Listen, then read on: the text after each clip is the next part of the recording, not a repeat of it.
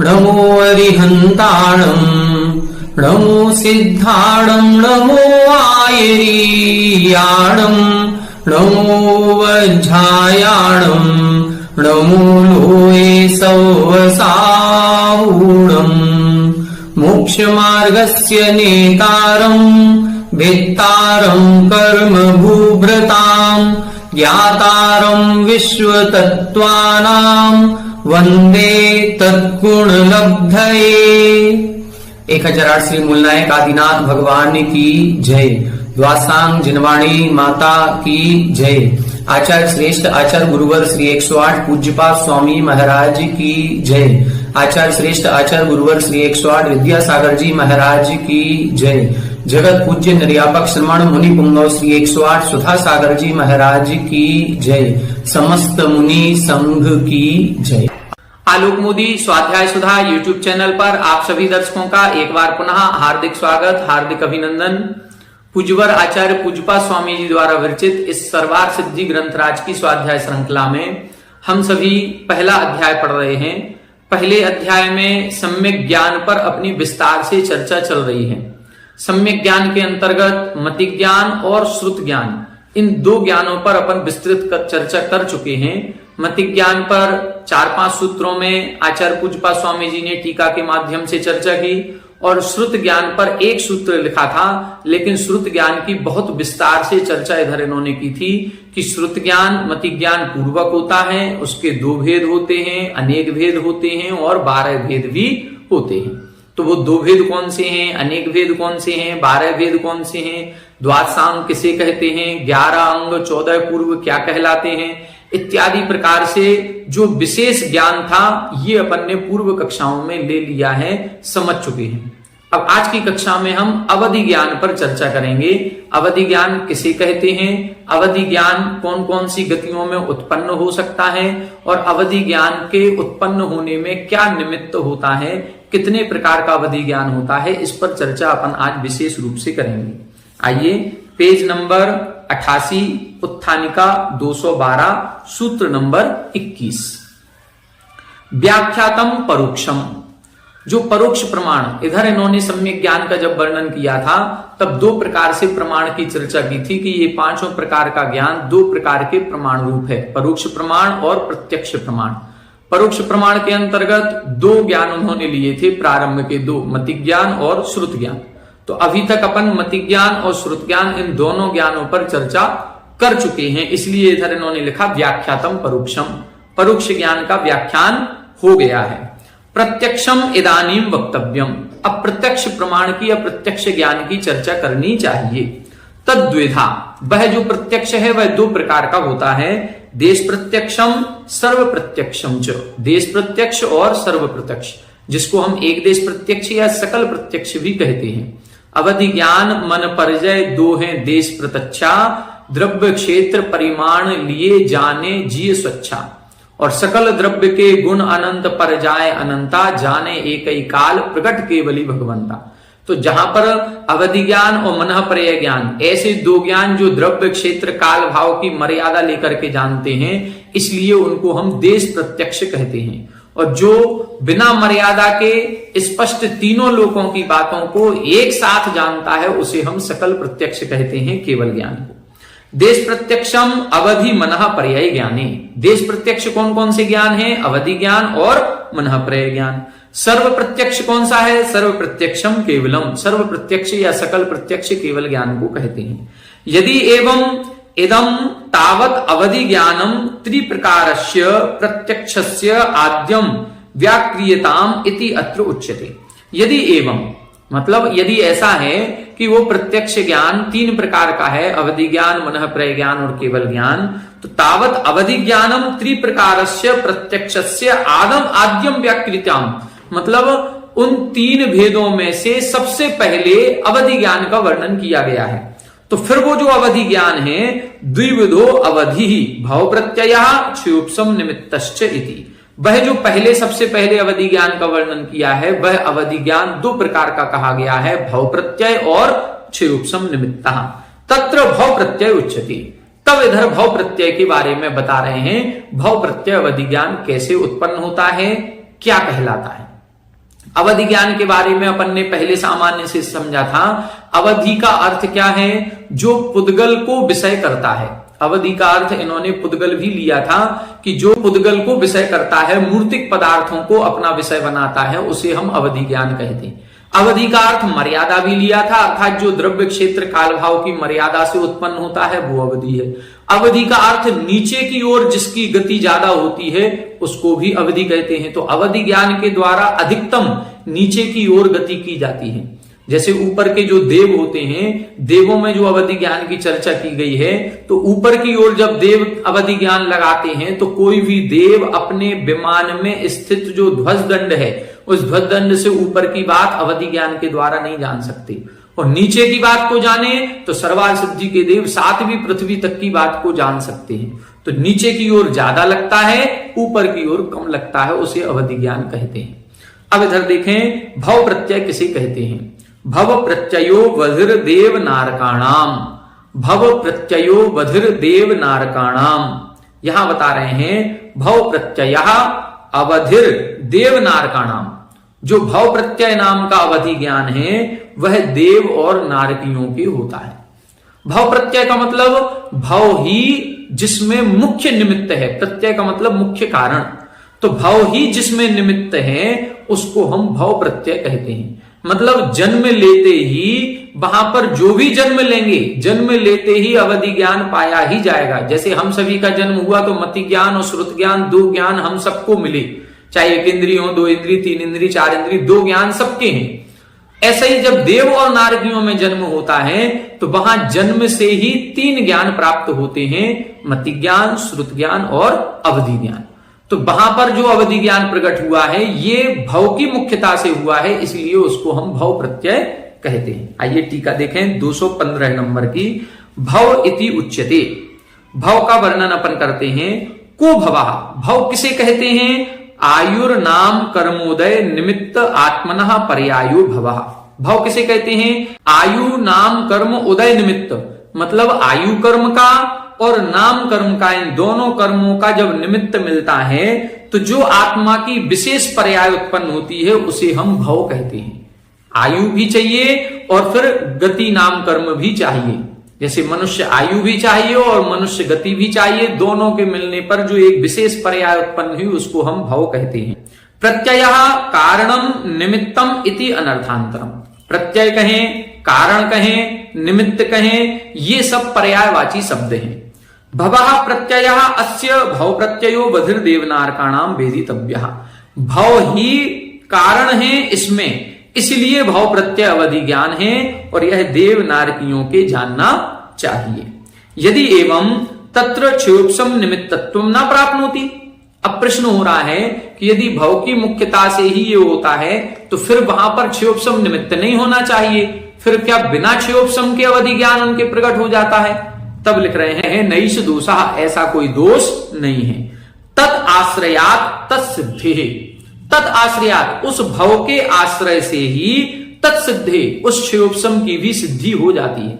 जैसे इधर इन्होंने बताया था कि मति ज्ञान पूर्वक श्रुत ज्ञान होता है, तो इधर इन्होंने स्पष्ट किया था कि श्रुत ज्ञान तो श्रुत ज्ञानावरण कर्म के क्षयोपम से ही होता है, मति ज्ञान तो निमित्त मात्र है। इसी प्रकार से अवधि ज्ञान भी अवधि ज्ञानावरण कर्म के क्षयोपम से ही होगा। मुख्य कारण तो क्षयोपम निमित्त ही है, लेकिन भव की मुख्यता उधर ऐसी है कि भव वहां पर होगा तो उस जन्म लेते ही वहां पर पाया ही जाएगा, इसलिए भव की विशेष मुख्यता होने के कारण से भव प्रत्यय कह रहे हैं। भवम प्रतीत क्षयोपमः संजायते इति कृत्वा भवः प्रधान कारणम इति उपदिश्यते। भवम प्रतीत्य अर्थात उस भव या उस पर्याय का विशेष आलंबन होने के कारण से क्षयोपमः संजायते, उनके जो क्षयोपम उत्पन्न होता है वो उस पर्याय के कारण से उत्पन्न हुआ। क्षयोपम से अवधि ज्ञान होता है तो हमको क्यों नहीं हुआ? हमको भी हो जाना चाहिए, लेकिन नहीं, उस पर्याय में जो जीव उत्पन्न होंगे उनके क्षयोपम होता ही होता है, इसलिए उस पर्याय की मुख्यता होने के कारण से भवः प्रधान कारणम इति उपदिश्यते, इसलिए उधर भव को प्रधान कारण माना गया, क्षयोपम को नहीं माना गया। यथा पतत्रिणो गमनम आकाशे भव निमित्तम न शिक्षा गुण विशेषः तथा देवनारकाणाम व्रत नियमादि अभावे अपि जायते इति भाव प्रत्यय इति उच्यते। क्या कह रहे हैं? यथा पतत्रिणु, जैसे पतत्रिणु का मतलब है पक्षी, जैसे पक्षी गमनम आकाशे भव निमित्तम, जितने भी पक्षी होते हैं वो आकाश में जन्म से ही उड़ने लगते हैं।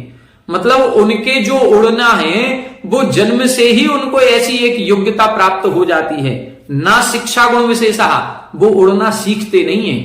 किसी भी पक्षी ने किसी स्कूल में जाकर के उड़ना नहीं सीखा कि उड़ा कैसे जाता है, ये हमें कोई सिखा दे।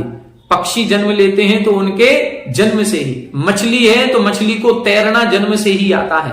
तो कुछ विशेष योग्यताएं ऐसी हैं कि जो उस भव के निमित्त से अपने आप प्राप्त होती हैं।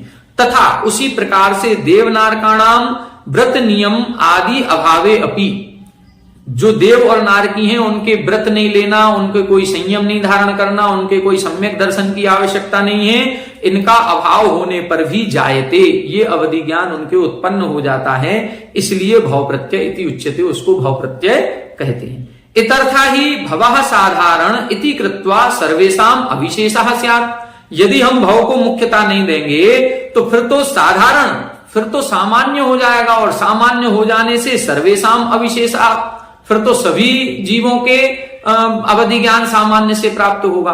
भव की मुख्यता है इसलिए भाव प्रत्यय कह रहे हैं। यदि भव की मुख्यता नहीं लगाएंगे तो फिर तो सभी जीवों के ये हो जाना चाहिए।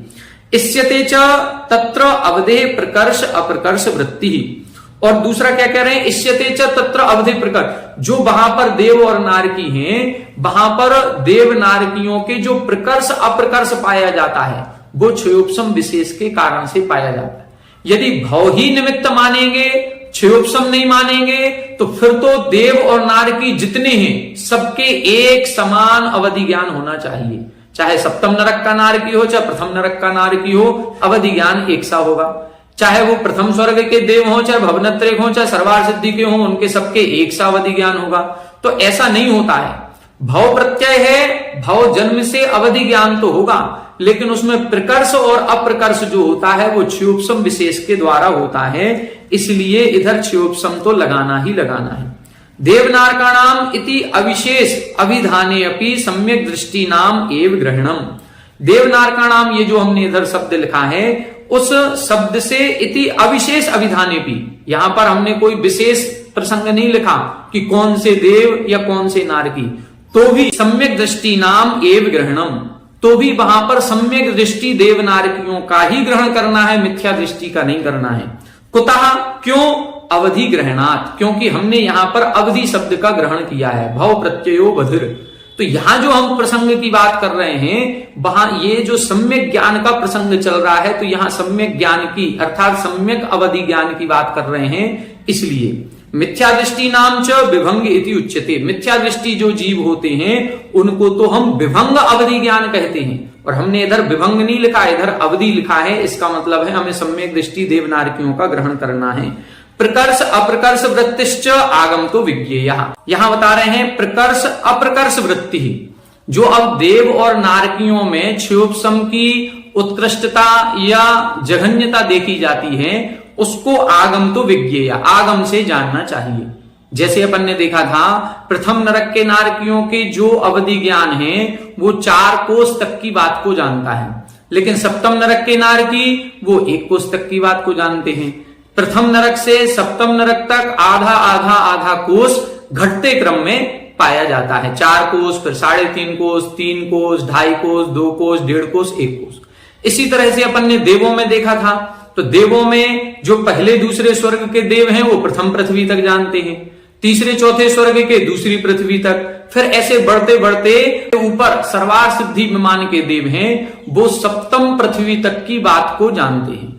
तो इस प्रकार से जो प्रकर्ष अप्रकर्ष की वृत्ति है ये अपन तीसरे और चौथे अध्याय में विशेष रूप से पढ़ चुके हैं, और भी सूक्ष्म ज्ञान जिसमें है वो फिर आगमतः विज्ञेय, फिर त्रिलोपन्नति जैसे ग्रंथों को पढ़ेंगे उसमें अपन को पूरा पता चल जाएगा। आगे देखें, यदि भव प्रत्ययोवधिर देवनारकाणाम अथ क्षयोपशम हेतुकः केशाम इतियत आह।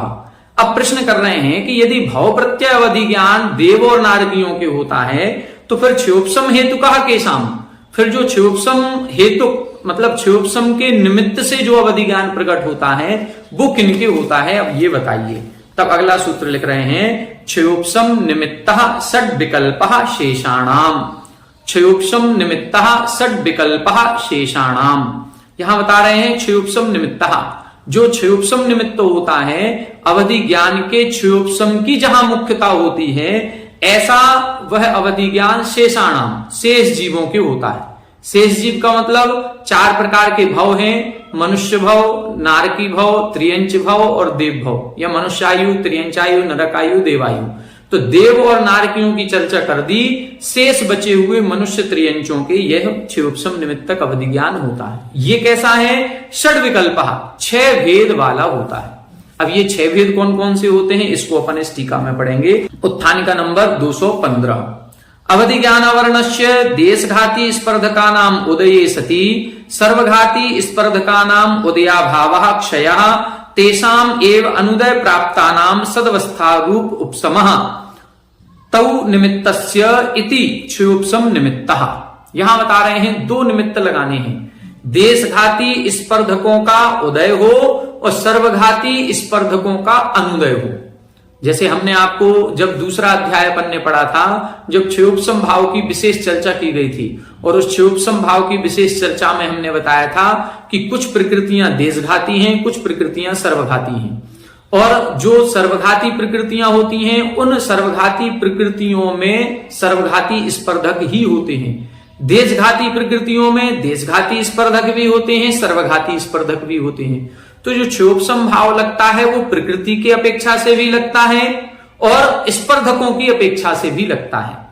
अब यहां पर ज्ञानावरण कर्म है, ये देशघाती प्रकृति होती है, लेकिन इस प्रकृति में स्पर्धक दोनों हैं, सर्वघाती स्पर्धक भी हैं, देशघाती स्पर्धक भी हैं। आज हमारे और आपके अवधि ज्ञान क्यों नहीं है? क्योंकि हमारे इसके सर्वघाती स्पर्धकों का ही उदय है, देशघाती का एक भी उदय नहीं है, इसलिए हमें अवधि ज्ञान नहीं है। अब क्या करना पड़ेगा, देशघाती स्पर्धकों का जितना जितना उदय होगा उतना उतना सर्वघाती का अनुदय होगा। बिल्कुल तराजू के जैसे देख करके चलें, जितना जितना इधर वजन ज्यादा होगा इतना इतना ये नीचे झुकेगा तो ये ऊपर उठेगा, ये नीचे झुकेगा तो ये ऊपर उठेगा। तो यहां पर जैसे जब अपन किसी दुकान पर जाते हैं और तराजू के एक पड़ले पर तो वो बांट रखे ही रहते हैं और दूसरा खाली है, मतलब अभी दूसरे में हमें कोई भी वस्तु प्राप्त नहीं हुई। इसी प्रकार से अभी पूरे सर्वघाती का उदय चल रहा है, इसलिए अवधि ज्ञान बिल्कुल नहीं। अब हम अवधि ज्ञान को खरीदेंगे, अब जितना जितना हम खरीदेंगे उतना उतना ये पड़ला नीचे की ओर होगा और वो उतना उतना ऊपर उठेगा। तो बस इसी प्रकार से उतना उतना जितना जितना सर्वघाती का अनुदय होगा और देशघाती का उदय होगा उतना अवधि ज्ञान का क्षयोपसम हमारे होगा। अब जो सर्वघाती प्रकृतियों का अनुदय हम कह रहे हैं, उस अनुदय में 2 शब्द हैं, एक क्षय भी है और एक उपसम भी है। तो उसको हम कौन सा कहेंगे, उदयाभावी क्षय। उसके उदय का अभाव रूप क्षय है, और जिन प्रकृतियों का उदय रूप अभाव का क्षय है, उदय में नहीं आ रहे हैं, उनका सदवस्था रूप उपसम है। जिस क्रम से वो लगे हुए हैं उसी क्रम से वो उदय में आएंगे, उदीर्णा उनकी नहीं होगी, उसको बोलते हैं सदवस्था रूप उपसम। तो ये जो परिभाषा है इस प्रकार लगाई जाती, देखें, अवधि ज्ञानावरणस्य देशघाती स्पर्धकानाम उदये सति, देशघाती स्पर्धकों का तो उदय होगा, और सर्वघाती स्पर्धकानाम उदय अभावः क्षया, सर्वघाती स्पर्धकों का उदयाभावी क्षय होगा। उदय का अभाव होना या अनुदय होना एक ही चीज है, तो उदयाभावी क्षय होगा, और जिनका उदयाभावी क्षय करेंगे सर्वघाती स्पर्धकों का, उन्हीं का तेषाम एव, उन्हीं का अनुदय प्राप्ता नाम, जिनका अनुदय है उदयाभावी क्षय है, सदवस्था उपसमा, उन्हीं का सदवस्था रूप उपसम करना है, तब जाकर के अवधि ज्ञान प्रकट होता है। तौ निमित्तस्य इति क्षयोपसम निमित्तः, जब ये दोनों निमित्त मिलेंगे, सर्वघाती का अनुदय, देशघाती का उदय, ये दोनों निमित्त मिलते हैं तब क्षयोपसम बनता है, और इसी को क्षयोपसम निमित्त कहते हैं। सा शेषाणाम वेदितव्य, ऐसा जो क्षयोपसम निमित्त है वह शेषाणाम अर्थात मनुष्य त्रियंचों के जानना चाहिए। के पुनः शेषः, ये शेष कौन है, तब लिख रहे हैं मनुष्याः त्रियंचश्च, मनुष्य हैं और त्रियंच हैं। तेषु अपि यत्र सामर्थ्यम अस्ति तत्रैव वेदितव्यः, अब सभी मनुष्य त्रियंचों के 6 उपसम निमित्तक हो ही जाएगा, ये कोई जरूरी नहीं। तेषु अपि, उनमें भी, यत्र सामर्थ्यम अस्ति, जिन जीवों में सामर्थ्य होगी, शक्ति होगी अवधि ज्ञान को उत्पन्न करने की, उन्हीं के होगा, सबके नहीं होगा।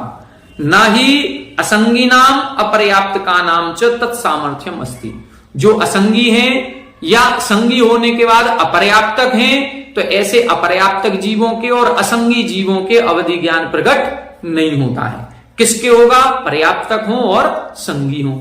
आगे लिख रहे हैं, संगी नाम पर्याप्त का नाम च न सर्वेशम, और जो संगी हैं पर्याप्तक हैं, जैसे हम हैं, संगी भी हैं और पर्याप्तक भी हैं, आप हैं, आप संगी भी हैं पर्याप्तक भी हैं, लेकिन अवधि ज्ञान नहीं है। तब स्पष्ट लिख रहे हैं, संगी नाम पर्याप्त का नाम च न सर्वेशम, सभी के नहीं होगा। ऐसा नहीं है कि जो जो संगी है और पर्याप्तक है उन सबके हो जाएगा, नहीं, उनके भी सबके नहीं होगा।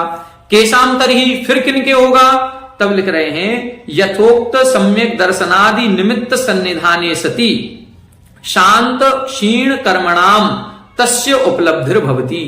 यथोक्त सम्यक दर्शनादि निमित्त सन्निधाने, जो हमने सम्यक दर्शन का स्वरूप बताया है, ऐसे सम्यक दर्शन के सन्निधान होने पर, जिसके सम्यक दर्शन उत्पन्न होगा, ऐसे, और जो शांत क्षीण कर्मणाम, जिसके विशुद्ध परिणाम उत्पन्न होंगे, जिसके कर्मों का क्षयोपशम होगा, तस्य उपलब्धिर भवति, उसके ही अवधि ज्ञान प्रकट होता है। सर्वस्य क्षयोपशम निमित्तत्वे क्षयोपशम ग्रहणम नियमार्थम क्षयोपशम एव निमित्तम न भव इति। यहां पर बता रहे हैं, सर्वस्य क्षयोपशम निमित्तत्वे, सभी जीवों के, चाहे वो देव हो, चाहे नारकी हो, चाहे मनुष्य हो, चाहे त्रियंच हो, सभी में क्षयोपशम निमित्त तो है ही। तो सभी के क्षयोपशम निमित्त होने पर भी यहां पर इस सूत्र में हमने क्षयोपशम निमित्त शब्द स्पेशल लिखा है। क्यों लिखा है? क्योंकि नियमार्थम, नियम करने के लिए, कि इन मनुष्य त्रियंचों के तो क्षयोपशम ही निमित्त है, भव निमित्त नहीं है, ऐसा बताने के लिए यहां पर क्षयोपशम निमित्त शब्द लिखा है। सा ऐसा अवधि षड विकल्प, ऐसा जो अवधि ज्ञान है वो षड विकल्प 6 प्रकार का होता है। अब ये 6 प्रकार कौन कौन से हैं? कुतः, कौन कौन से? अनुगामी, अननुगामी, वर्धमान, हीयमान, अवस्थित, अनवस्थित भेदात। 6 भेद कर रहे हैं, अनुगामी, अननुगामी, वर्धमान, हीयमान, अवस्थित, अनवस्थित। क्या मतलब? मतलब ये है कि अनुगामी का मतलब होता है अनुसरण करना। अनुसरण करने का मतलब, हमें जो अवधि ज्ञान प्राप्त हुआ है, हम ललितपुर में रह रहे हैं, ललितपुर में प्राप्त हुआ, और ये 100 किलोमीटर की रेंज का प्राप्त हुआ, कि हम यहां से 100 किलोमीटर की बात को जान सकते हैं। अब यहां से हमने, यहां से किसी काम के कारण से हम मुंबई चले गए। अब मुंबई जाएंगे तो क्या वो 100 किलोमीटर की रेंज मुंबई में भी लगेगी कि नहीं लगेगी? कि वो केवल ललितपुर में ही काम करेगा? तब उधर यदि मुंबई में भी लग रहा है, मुंबई में भी वो हमारा अवधि ज्ञान काम कर रहा है, तो उसको हम अनुगामी कहेंगे। मतलब एक क्षेत्र से दूसरे क्षेत्र में जाना। अथवा हमने अवधि ज्ञान प्राप्त किया और उसकी जो मर्यादा थी वो 50 वर्षों की थी, लेकिन हमारा मरण हो गया 10 वर्ष में, और 10 वर्ष में मरण करके हम दूसरी पर्याय में पहुंच गए। अब दूसरी पर्याय में जहां पहुंचेंगे, वहां वो बचे हुए 40 वर्षों का अवधि ज्ञान होगा कि नहीं होगा? होगा तो अनुगामी, नहीं होगा तो अननुगामी। मतलब जो अनुसरण करता है, एक क्षेत्र से दूसरे क्षेत्र में, एक भाव से दूसरे भाव में जो साथ जाता है, उसे हम अनुगामी कहते हैं। जो क्षेत्र से क्षेत्र में जाता है उसे क्षेत्रानुगामी कहते हैं। जो एक भाव से दूसरे भाव में जाता है उसे भवानुगामी कहते हैं। जो दोनों में जाता है उसे उभयानुगामी कहते हैं। ऐसे 3 भेद इसके अनुगामी के बनेंगे। स्पष्ट हो गया होगा? अनुगामी का मतलब है अनुसरण करना। कई बार हम मोबाइल की सिम ऐसी डालते हैं, जो यूपी की सिम है, यूपी में काम करेगी। हम यदि एमपी में चले जाएं या राजस्थान चले जाएं या गुजरात चले जाएं, वहां पर वो मोबाइल तो हमारे साथ में जाएगा लेकिन काम नहीं करेगा, नेटवर्क नहीं मिलेगा, टावर नहीं है उधर। इसी प्रकार से होता है, यदि वहां पर टावर है, नेटवर्क है, काम कर रहा है तो उसको हम अनुगामी कहेंगे, यदि नहीं काम कर रहा है तो अननुगामी कहेंगे। वर्धमान हीयमान किसे कहते हैं? ये जो अवधि ज्ञान प्रकट होता है, ये द्रव्य क्षेत्र काल भाव की मर्यादा लेकर के प्रकट होता है। जिस समय हमें प्रकट हुआ उस समय के हमारे विशुद्ध परिणामों के कारण से प्रकट हुआ। अब उसकी मर्यादा कितनी थी? जितनी भी मर्यादा में वो प्रकट हुआ, उसके बाद हमारे परिणाम और विशुद्ध और विशुद्ध और विशुद्ध होते गए, तो उसकी जो मर्यादा थी वो मर्यादा भी बढ़ती गई बढ़ती गई बढ़ती गई। तो यदि बढ़ रही है तो उसको हम कहेंगे वर्धमान। जितना प्राप्त हुआ था उससे हम कहां पहुंचे, उससे यदि बढ़ रही है तो वर्धमान। जितना हमें प्राप्त हुआ था उससे यदि घट रही है, संक्लेश परिणाम भी हो सकते हैं, तो संक्लेश परिणामों से यदि उसकी मर्यादा घट रही है तो उसको बोलेंगे हीयमान। अवस्थित किसे कहते हैं? अवस्थित का मतलब है जितना प्राप्त हुआ था उतना ही है। 10 वर्ष पहले प्राप्त हुआ था और 10 वर्षों से अवधि ज्ञान हमें है, लेकिन जितना 10 वर्ष पहले था उतना ही आज है, बीच में ना तो कम हुआ ना ज्यादा हुआ, इसको बोलते हैं हम अवस्थित। और उसकी मर्यादा कभी घट जाती है कभी बढ़ जाती है। कभी जब प्राप्त हुआ था तब हमें 50 किलोमीटर का अवधि ज्ञान था उसकी मर्यादा, फिर विशुद्धि बढ़ी तो 100 किलोमीटर हो गई, विशुद्धि बढ़ी तो 200 किलोमीटर हो गई, फिर संक्लेश परिणाम हो गए तो 150 हो गई, फिर घट करके 50 रह गई, फिर 20 ही रह गई। यदि घट रहा है बढ़ रहा है दोनों काम हो रहे हैं तो उसको बोलते हैं अनवस्थित। तो इस प्रकार से ये 6 भेद इधर इन्होंने किए, अनुगामी, अननुगामी, वर्धमान, हीयमान, अवस्थित और अनवस्थित। इन्हीं को इधर उदाहरण के साथ परिभाषा बता रहे हैं। अब देखेंगे तो समझ में आ जाएगा। देखें, कश्चित अवधि भास्कर प्रकाशवत गच्छन्तम अनुगच्छति।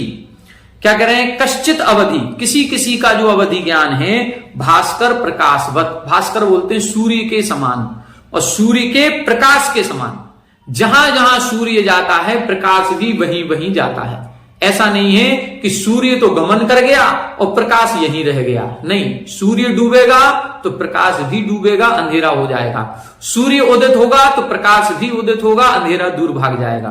तो सूर्य के साथ जैसे प्रकाश चला जाता है वैसे ही उस जीव के साथ ही वह अवधि ज्ञान भी यदि चल रहा है, जा रहा है, अनुसरण कर रहा है तो उसे हम अनुगामी कहते हैं।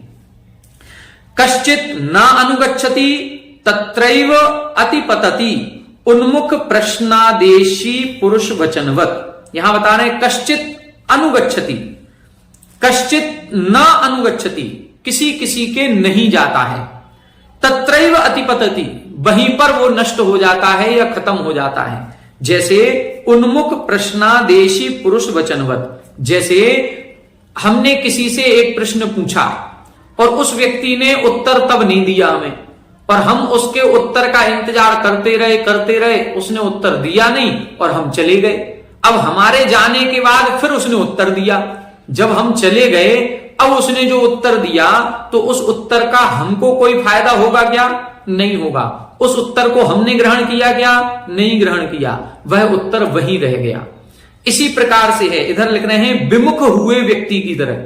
जब विमुख हुआ व्यक्ति, हमने प्रश्न पूछा आपने उत्तर दिए ही नहीं और अब हम विमुख हो गए। विमुख का मतलब हम दूसरी तरफ चले गए, यहां पर रुके ही नहीं। अब आप उत्तर देंगे भी तो वो हमारे साथ में नहीं जाएगा। ऐसा इधर उन्होंने उदाहरण दिया है। इसी प्रकार से जिस व्यक्ति को अवधि ज्ञान प्रकट हुआ है वह अवधि ज्ञान उसी क्षेत्र में उसी समय पर तो काम करेगा, लेकिन हम यहां से दूसरी जगह चले जाएंगे तो फिर वो काम नहीं करेगा। उसको बोलते हैं अननुगामी।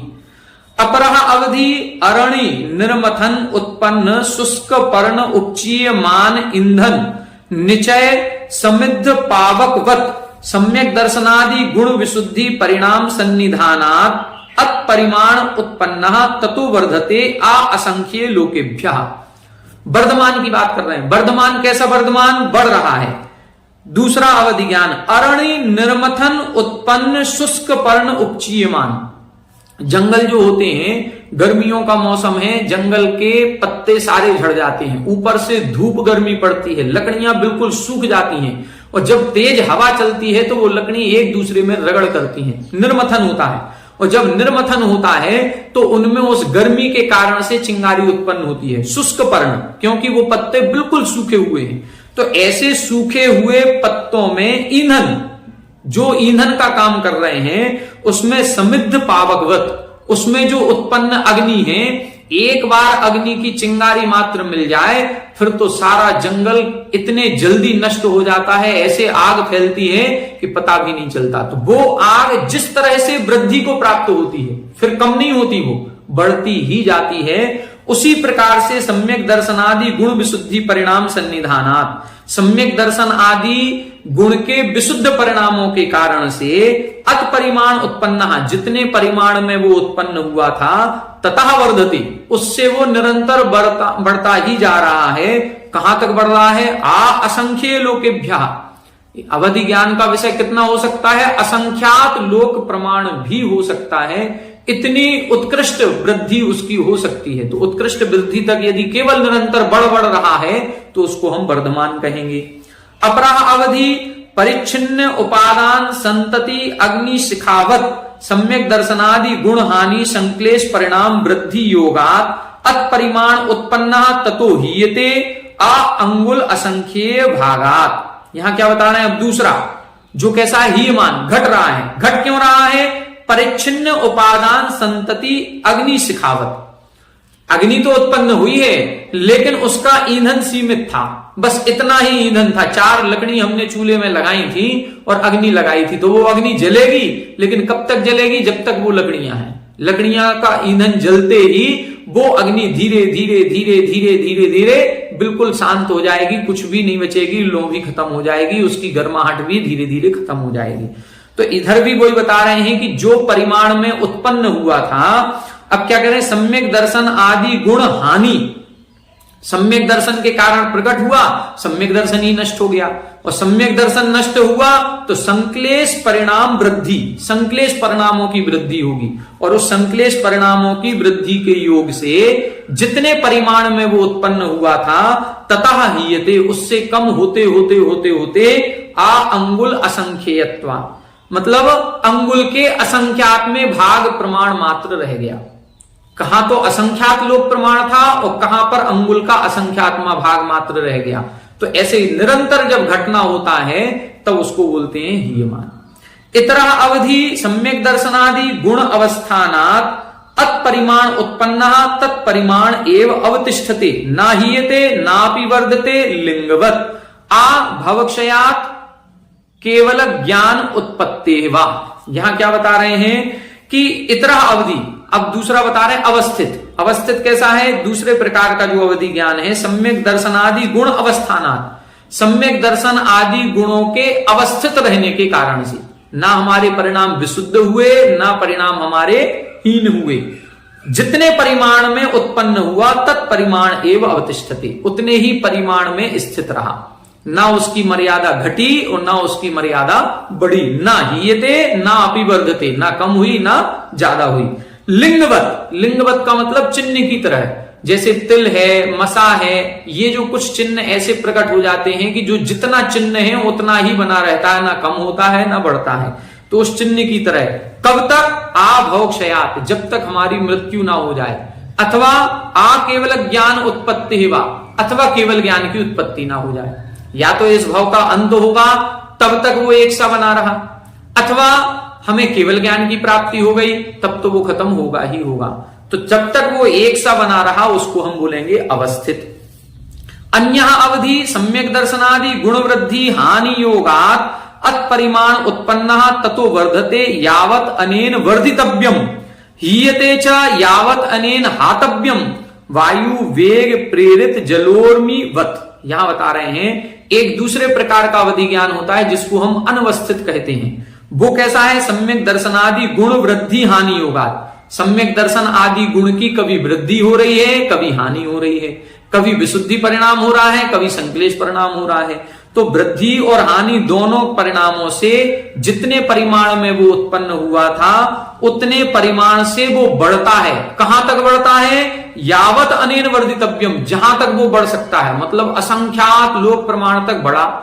और फिर उसके बाद कम होना शुरू हुआ तो हीयते च यावत अनेन हातव्यम, उतना कम हो गया जितना वो हीन हीन हीन हीन सबसे जघन्य परिमाण हो सकता है, अंगुल के असंख्यात में भाग प्रमाण, ऐसा हो जाता है। वायु वेग प्रेरित जलोर्मिवत, जैसे हवा के वेग से जो प्रेरित पानी की तरंगें होती हैं, समुद्र में जो लहरें उत्पन्न होती हैं, ज्वार भाटा आता है तो पूर्णिमा के दिन कितना आगे आ जाता है और वही अमावस्या के दिन बिल्कुल पीछे चला जाता है।